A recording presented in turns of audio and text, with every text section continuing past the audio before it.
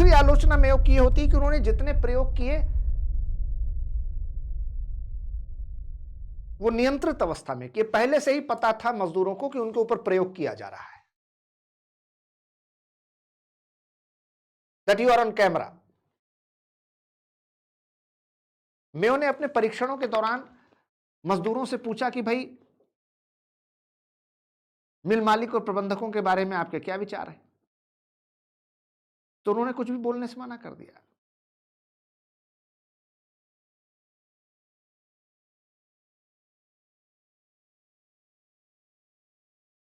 उन्होंने कहा ये तो मिल मालिक से पैसा लेकर कंसल्टेंसी कर रहा है और इसको हम बता दें तो हमारी तो नौकरी चली जाएगी, लेने के देने पड़ जाएंगे। तो उन्होंने कहा साहब हम कुछ नहीं बोलेंगे आपसे। मैं उन्हें कई बार कहा नहीं नहीं बताओ बताओ, तो उन्होंने कहा अरे मिल मालिक तो देवता है, भगवान को तुमने देखा नहीं, जैसे मिल मालिक है वैसे ही होते होंगे। और मैनेजर मैनेजर साहब छोटे देवता है। बड़ी प्रशंसा करने लगे सारे मजदूर। मैं वो समझ गए कि ये सही नहीं बोल रहे हैं। तो मेयो ने कहा अच्छा अपनी बातें लिख करके दे दीजिए, मत कहिए हमारे सामने, हम रिकॉर्ड नहीं करेंगे, आप लिख के दे दीजिए।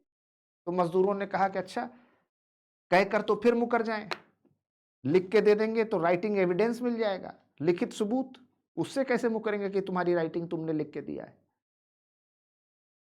मैनेजर तो खा जाएगा, ओनर तो कंपनी से निकाल देगा।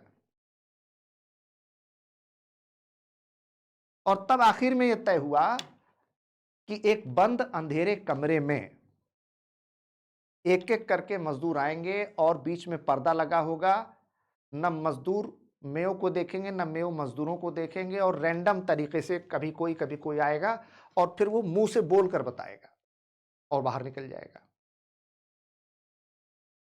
मेयो उसको अपने याददाश्त में रख करके फिर नोट्स बना लेंगे। और फिर जब मौका मिला तो फिर मजदूरों ने कहना शुरू किया कि मिल मालिक और मैनेजर तो ड्रैकुला है, रक्त पिपासु, खून चूसने वाला, हमारे हाड़ मांस से हमारा खून पसीना बहा के मोटा माल मुनाफा कमाने वाला। और फिर तो उल्टी सीधी बातें करनी शुरू कर दी। तो जब आप कंट्रोल्ड एटमॉस्फेयर में कोई एक्सपेरिमेंट करते हैं तो पहले से ही सारे पैरामीटर्स फिक्स हो जाते हैं।